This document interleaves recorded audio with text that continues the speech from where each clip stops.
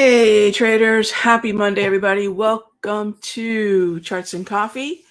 Hope everyone had a wonderful weekend and are ready to go. We've got non-farm payrolls in our rearview mirror. We can start to focus on the data that's going to map out to what we'll see in March, May, June at the FOMC meetings. We're looking at very likely a quarter point rate hike at each one of those. So we look at the market in light of that information largely being expected, discounted, baked into the cake, whatever traderism you want to use. So that is where we are as we kick off this week. And, as always, we want to have a top-down approach with at least a rate of change understanding of the four macroeconomic pillars. This is not complicated. Don't get freaked out. We don't need to be economists. We certainly don't need to listen to what's going on television. What we need to do is look at the trend of jobs, JOLTS, non-farm payroll, initial claims. What's the trend of inflation, PCI, CPI, PCE? The PCE is the Federal Reserve's sort of pet inflation number, CPI, Consumer Price Index.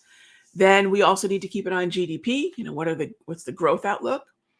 And everything else sort of falls underneath those main pillars. So jobs, inflation, and growth. So keep an eye on those. It doesn't have to be complicated. What is the trend in that data? As long as growth is stable, as long as jobs are stable or even good, and inflation's ticking upward, expect the Federal Reserve to have the green light, the path cleared for rate hikes, for rate hikes.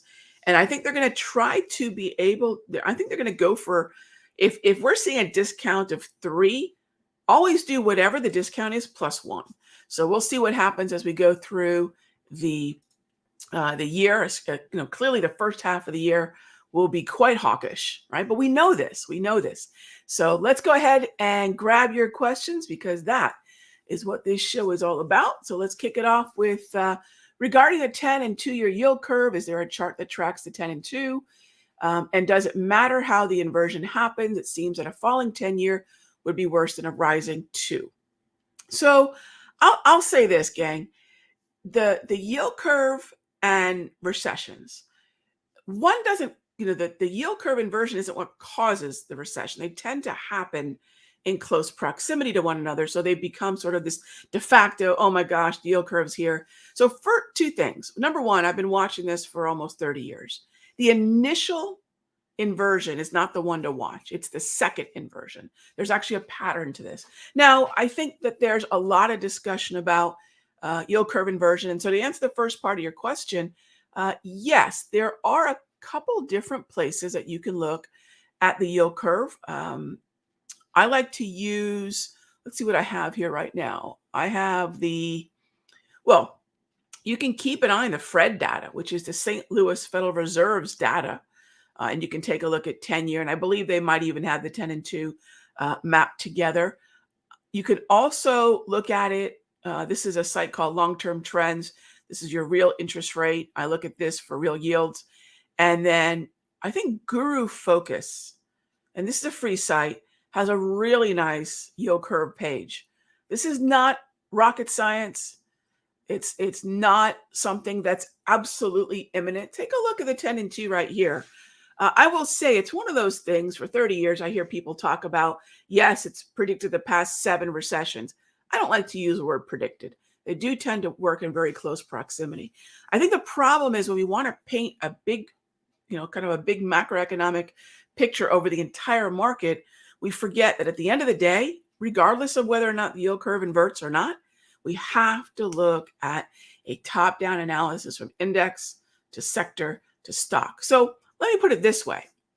And you said, it sounds like a falling 10 could be worse than a rising 2. Here's what we want to take away from that. What is your watch list, right? Is that actually a trade? So if a recession's imminent, do we short everything? Do we get long bonds, meaning bond, getting long the yield? That means short TLT, short IEF, short ZB, short ZN.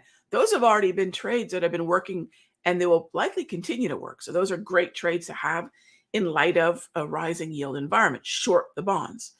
We can also look at the indices that are weak right now. We know NASDAQ is in a downtrend. We know the Russell's in a downtrend, but we know S&P and Dow are a little bit choppy.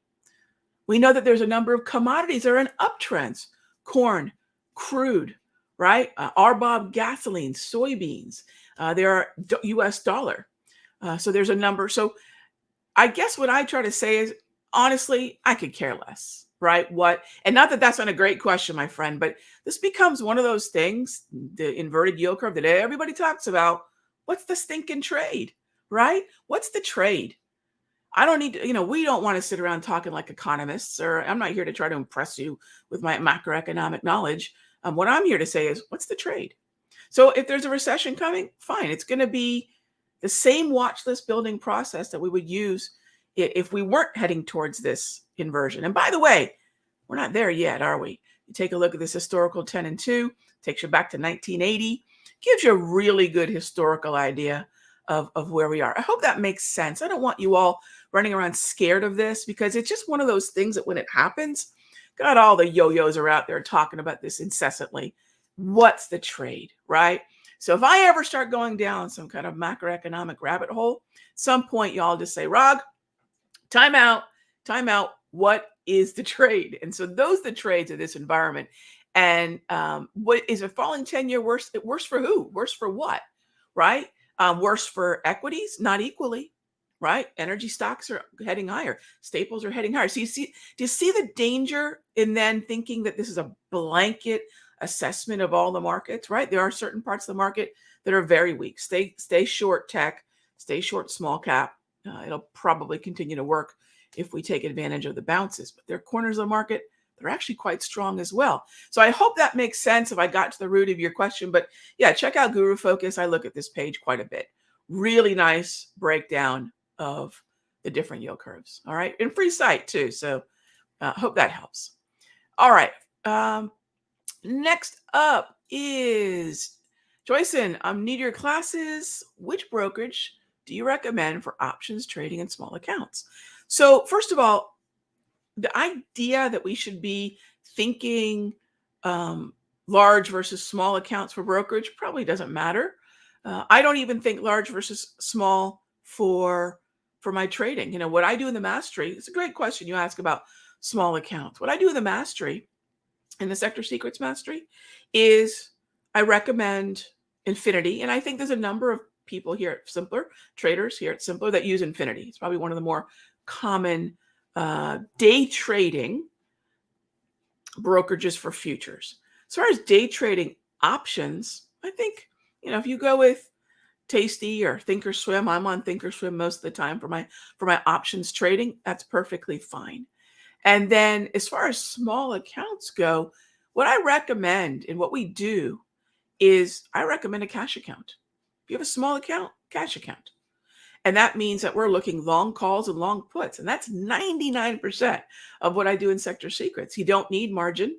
You just put the cash in there. And that is the worst case scenario. Now, I don't risk max debit ever. It's actually mathematically nonsensical to do. It makes no sense to do that, to risk all the money that you spent buying the options. There's no reason to do that, because there's a number of reasons where at about the 50% threshold, you're at risk of ruin for the trade. And it's very rare that they do come back from that. So why hang on to the lower probability when we'll play the higher probability of risking really never more than half of what you paid for the debit? And then I teach you some budgeting. So really, when it comes to small accounts, let's use a different word: scalability. That is what we focus on.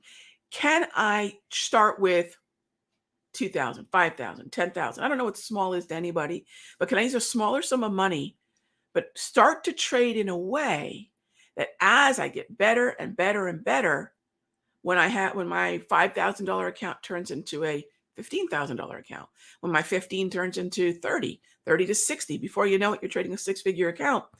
You don't have to reinvent the wheel in terms of your trading style. You're just trading more of whatever contract it is. Your risk is always going to be that fixed ratio, that fixed percentage, but the percentage grows, as does your position size, because your account is larger. And isn't it so funny how accounts growing, confidence growing, and hopefully skill growing too, tend to travel the same path? And that's what I seek. Scalable mindset. Never large account thinking, never small account thinking. Is it scalable? Are the things that I'm doing today with, say, 2 contracts going to work when I'm trading 22 contracts, right? So I hope that makes sense. And those are brokers that, they're fine. I don't think the broker makes a huge difference as far as account size, not to me, and that's what most of the members in Sector Secrets do. So great question. Thanks. I hope that helps.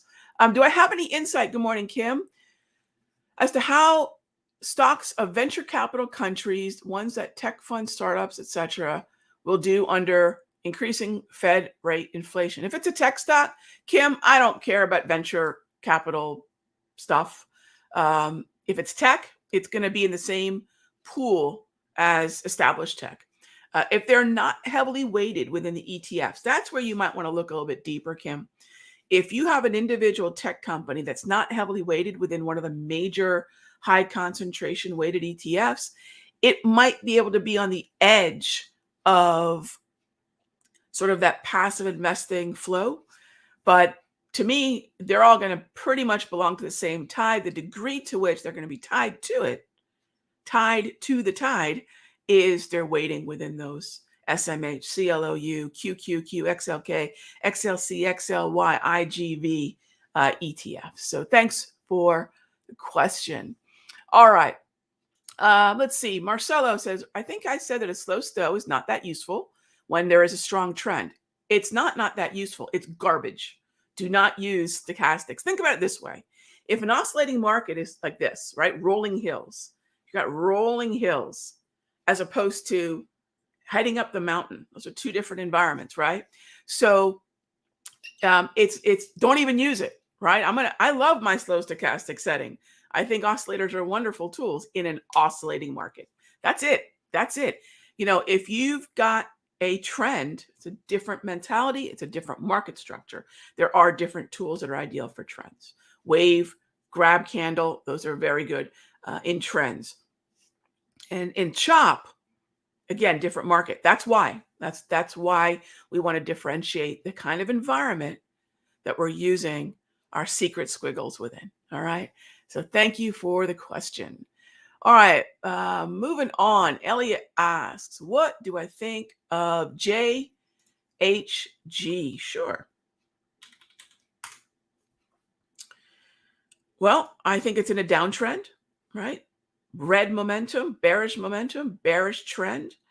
I think that we're just below the 200 propulsion, the 200 exponential moving average via the propulsion tool. It's a self-correcting sort of smart exponential moving average replacement. We're south of the equator. That 200 exponential is the equator. Bullish hemisphere, bearish hemisphere. We're in the bearish hemisphere with a red bearish momentum, red bearish trend, red grab candles. This is short the rip. This is short the rip. Elliot, yeah, that's what I see, and that's what I would do. All right. Next up is KMI. Absolutely. So I have all my cards on the table. By the way, I'm short bond. I should mention this. I'm short bonds via ZB and ZN, and I'm long KMI of some of the markets that we spoke about already. I think I might have alluded to the dollar and so forth. I'm long the dollar. So KMI. Well, let's talk about the breakdown here. North of the equator, there's your 200 propulsion. Green grab candles. We were green momentum, green trend. You can see here at the bottom of the screen. That's the history of these trade flags here. We've just recently barely begun to ping a neutral yellow trend. This is still largely a bullish market. And again, I'm long and I'm just waiting for some follow through on this one. So no reason to panic. No reason to say this isn't valid. Also remember, in terms of boats and tide, what tide does KMI belong to? A very nice, strong overall uptrend in energy stocks, XLE, OIH, or where my main focus is. You can take a look also at the touchstone of these markets, which is the uptrend, the parabolic uptrend that we have in crude oil. All right. Okay. Exxon, sure. So that's kind of part of that same conversation, right? And ultimately, what we have in Exxon at the moment is a parabolic uptrend that's just not near a pullback. Now, remember, this is the number one weighted stock within the XLE. Number two is CVX. All right. Okay. I don't have Season X up at the moment, Trader B, and I'm not even looking at seasonals. If I have it on, just ask me another time and we can take a look. But I will say this: I think what's really important to mention about the market right now is that seasonals are going to be absolutely in a game of rock, paper, scissors, beat by the hawkish monetary policy. So macroeconomics are going to absolutely trump all over seasonals. But yeah, nudge me later on this week. I just haven't logged into it right now. But yeah, Trader B, just hit me up later this week and I'll see if I can't log in. All right, next up, Kent asked, do I use an online account like Wingman Trade Tracker to record your trades? Kent, yes, I've been an advocate and recommending trade tracking for many years, and I'm a huge fan of Wingman. I also use a service called TraderSync, and I'm also checking out one called TradeViz right now. So yes, I do use it. And in terms of what I would recommend, if you're a options trader, especially if you do a lot of multi-leg options trading, I think Wingman is quite good. If you are a futures trader, I actually lean a little bit more TraderSync. You could use TraderSync or Wingman for either. But what's really great is the analysis that you can get out of the services, and you can log in using multiple accounts and pull up what's happening inside of your P&L. So for example, where's my TraderSync? Okay, this one is going to go back to, okay, this is going to go back to, this includes 2020. So what I do is I put, all my stuff, all my different markets, let's see, this is options. This is that's my husband's account right there. Sector secrets. I got another sector secrets account. And so, yeah, I'm a big fan of plugging things into Wingman. Huge fan of doing that. And again, it doesn't matter what you're using necessarily, although I like Wingman. I knew Ben who created this. I know Ben, not new. I know Ben. He just sold it as of last year to TradeView. But big fan of that. Big fan of Wingman Tracker, TraderSync, and checking out TradeViz right now. All right, is it too late to enter the 6E short? Well, let's see if there's another setup, right? Rather than too late or too early. You're probably not too far out of the zone, but you are out of the zone right now. Our main zone was 1480 to 115 for the short. You're not too far out of it, but that's what we wanted to see. The closer you are to that Darvis level, the better. You can see here that the K at the slow stochastic was reaching up into the 80 area, yellow neutral trend at that Darvis level. The combination of Darvis and stochastic is something I've been teaching for a very long time. Automated support and resistance, 80-20, 21-13 slow stow. And so, yeah, that's a really great setup for that. The closer we can get to 1480 to 115, the better, right? So I'll just put it that way. We're not completely gone from the area, but the closer we are to better. And then if you'd like, remember that data, different data like the ECB, keep an eye on the ECB. We do have an ECB event this week. So anytime you see Christine Lagarde on the schedule, anytime you have Jerome Powell on the schedule, the major hot zones, right?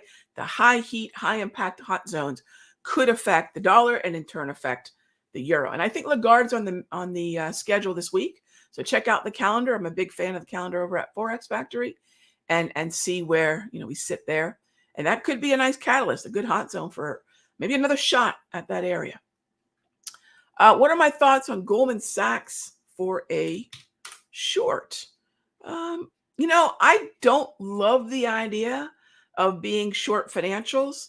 So this one is valid though. I mean, if you're just looking at this from the standpoint of, is Goldman a short rog in the wave at the propulsion, red momentum, red trend? Yes. What I have though is the overall tide is neutral, arguably bullish neutral. Green, yellow, that's bullish neutral. Right now we're, just neutral over neutral, but you can see the history of that bullish neutral. So I'd rather be in plays, and I am in plays like Schwab and Wells Fargo. These are two trades for the mastery. And by the way, speaking of the mastery, a lot of folks have asked, Rog, what are you doing there? What kind of trades are you putting on? What was your trade? What were your trades like in 2020? How are they going so far in 2021?